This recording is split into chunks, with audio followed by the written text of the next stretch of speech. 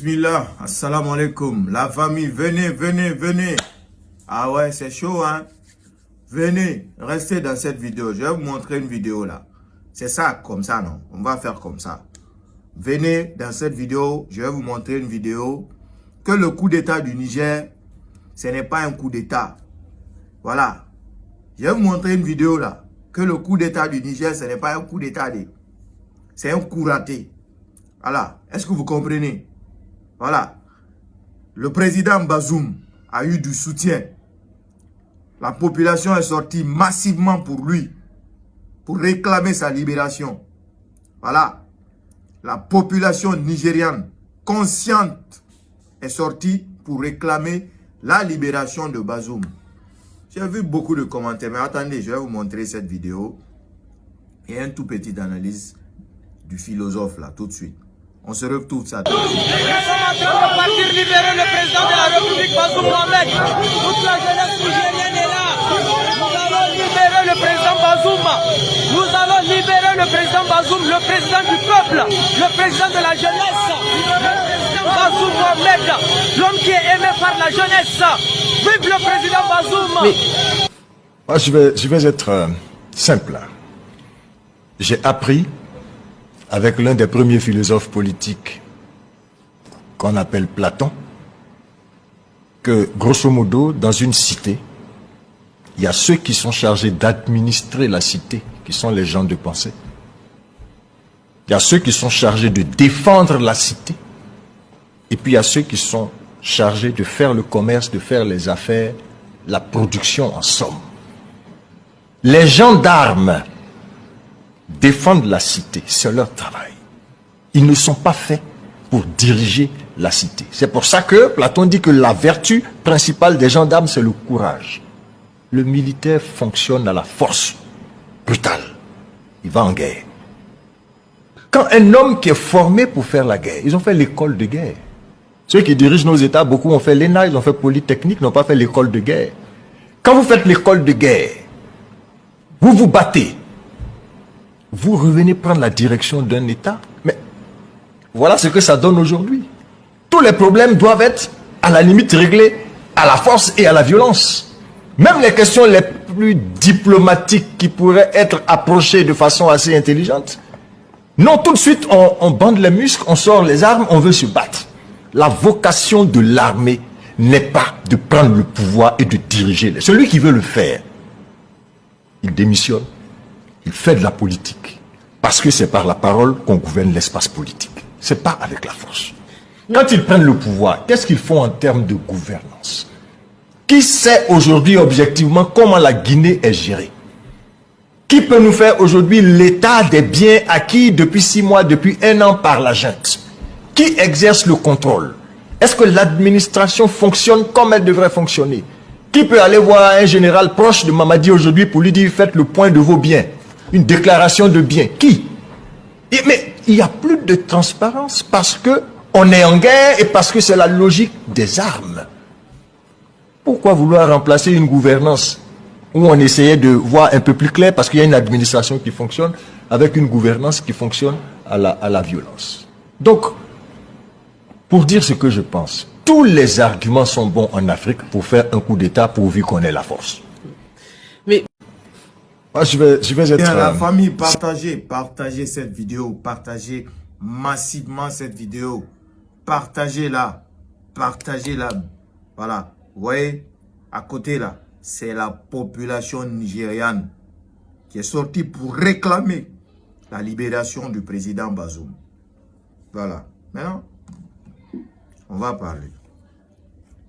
Vous pensez qu'on est en train de dire, parce que voilà, on n'a pas de vision.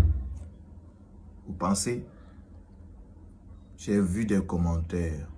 Ah, moi je te respectais beaucoup, mais comme ça là, tu es en train de dérailler. On ne peut pas avoir les mêmes visions. Moi aujourd'hui, je veux la stabilité dans mon pays. Je veux la stabilité dans mon continent. Je ne veux pas des états de barbarie. Stop à cela.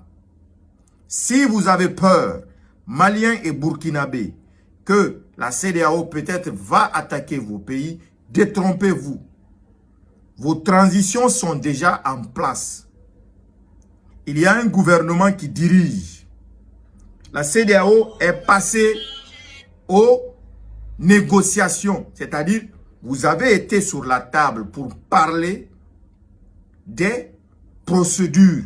Comment vous allez fonctionner durant cette transition. La CEDEAO a accepté.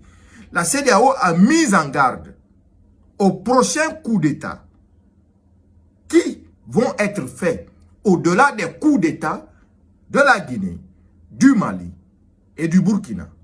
C'est ce que vous ne comprenez pas, beaucoup parmi vous. Parce que vous pensez que après le Niger, on va attaquer tel pays, on va attaquer tel pays. Non, vos transitions sont déjà en place. Le président Roch Marc Kaboré a démissionné depuis très longtemps, avant que l'autre était là. Et je vais préciser une partie ici. Le président Ibé a tout mon soutien. C'est lui qui a besoin de plus de temps. C'est lui qui a besoin de plus de soutien. Mais cela ne dit pas que c'est une transition. C'est un Africain et nous l'aimons. Je ne veux pas qu'il tombe dans les erreurs. Ces erreurs, c'est quoi? Comme un tel Goïta est en train de commettre, avec tout l'espoir qu'on a eu sur Goïta, les beaux discours qu'il a tenus, jusqu'à aujourd'hui, il est en train de rentrer dans 3 ans de transition. Vous pensez que ça, c'est transition?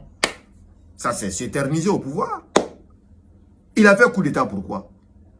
Que Ibeka, ça n'en allait pas, c'est rentré, sorti comme ça. Ibeka a démissionné après, tellement que Ibeka était humilié, le monsieur n'a pas eu longue vie, il est décédé. Alors, on a notre transition en Guinée. Le gars ne veut même pas entendre parler des élections. Il ne faut pas que ces deux transitions, la Guinée et le Mali, salissent la transition burkinabé, salissent la transition de Ibrahima Traoré. Tous les Africains aujourd'hui, en tout cas dans sa majorité, soutiennent ce jeune. On dit qu'il a besoin de temps. On est conscient et on sait avec le temps, il pourra faire les choses. Il pourra faire avancer les choses. Mais, la clarté dans cette histoire du Niger, cela ne veut pas dire qu'après le Niger, que c'est le Burkina qu'on va attaquer, qu'après le Niger, c'est le Mali qu'on va attaquer. Les Maliens burkinabés ont envoyé une délégation conjointe pour aller soutenir les Nigériens. Pour quelle fin? Pour quelle fin? Dans le futur, comme l'a dit le philosophe, si un militaire aspire à être chef d'État, mais ôtez la tenue, ôtez la tenue. Ôtez la tenue. Donc vous ne voulez plus qu'on ait de démocratie, vous ne voulez plus qu'on ait d'institutions à respecter et à faire respecter. Hein? La jeunesse africaine, il faut qu'on se réveille. N'oublions pas que des transitions sont dirigées par des armes. Et que quand on est face à un président qui dirige par les armes, on ne peut pas réclamer, on ne peut pas se plaindre. Qui peut aller demander à Doumbouya aujourd'hui comment il gère la Guinée? Qui peut aller demander à Goïta aujourd'hui comment il gère le Mali? Qui peut aller demander à Ibé aujourd'hui comment il gère le Burkina?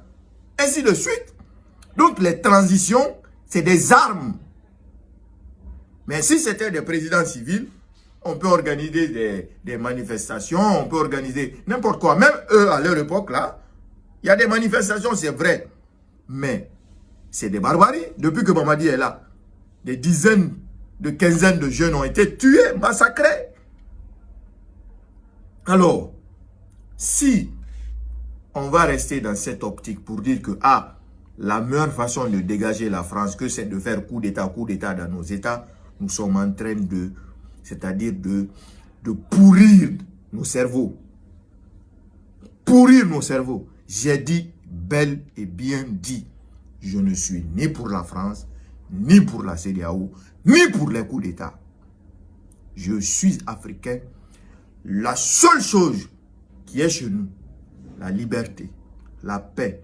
Je ne vais jamais m'asseoir, accepter que mes frères contribuent à ce que la seule chose qui nous est, là, qu'on vient nous arracher ça aussi. La paix, la liberté.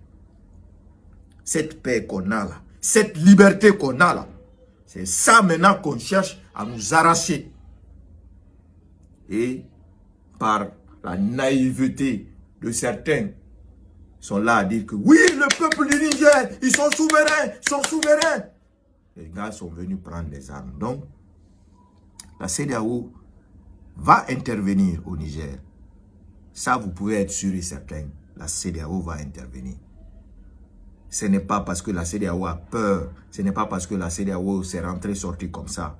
Si la CEDEAO s'est réveillée pour faire appel aux fils de ce continent pour dire que stop aux armes, de prise de pouvoir par des armes, tant mieux.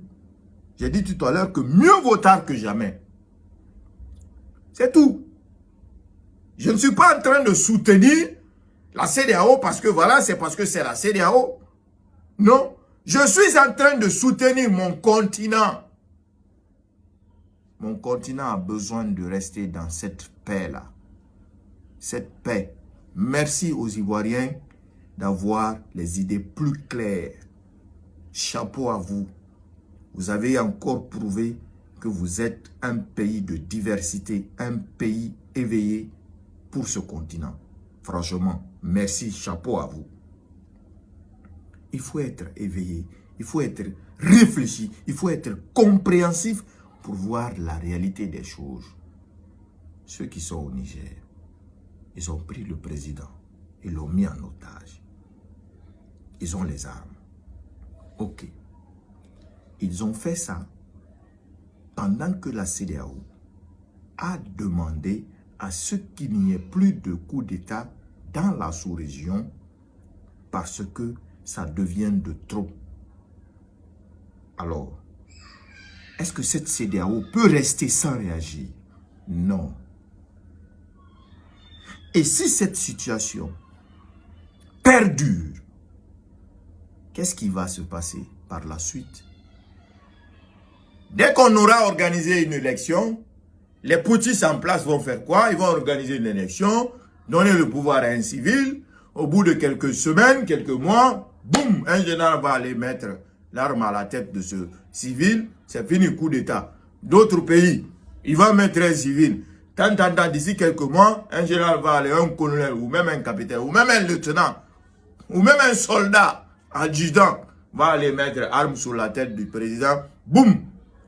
Vous êtes en état d'arrestation, on a fait coup d'État. Vous voulez qu'on continue dans cette barbarie?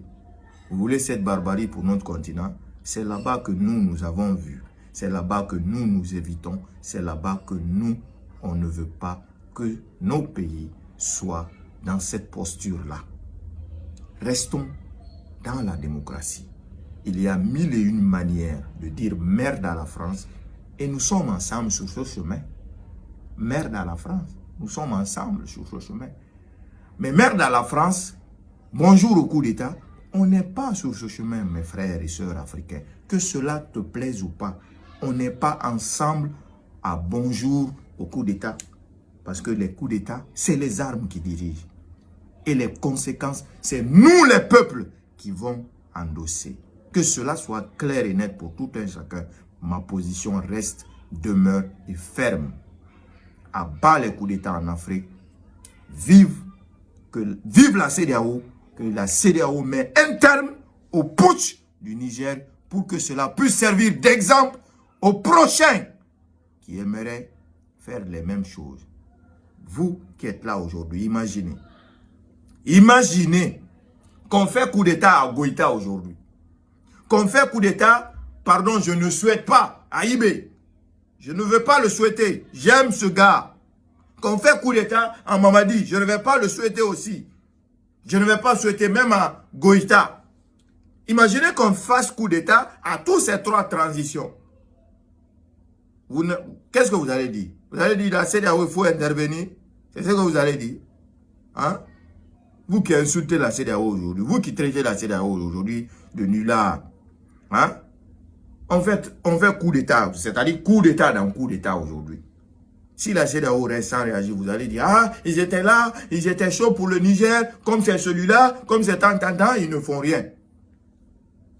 Il faut réfléchir, mettre fin, un terme à ces coups d'État, que les 3 transitions qui sont en cours soient les dernières transitions en Afrique, qu'on parle plus de coups d'État. Les Européens, les Amériques, ils n'ont jamais fait de coup d'État à leur président. C'est pourquoi ils sont toujours en avance. Toujours en avance. Nous, oh, que c'est pour dégager la France.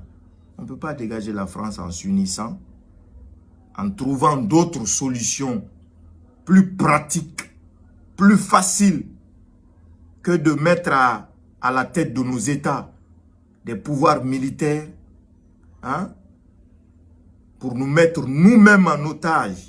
Parce que des pouvoirs militaires, c'est se mettre en otage, sans se rendre compte. Alors, que cela soit clair et net, et réfléchissez. Si vous m'avez vu dans cette position, sachez que je ne suis pas venu par hasard. C'est après 1001 réflexions et l'intérêt général, c'est ce qui compte. Et cet intérêt général, c'est ce continent-là, l'Afrique. Stop au coup d'État. Bien, et on se dit à très vite. Merci.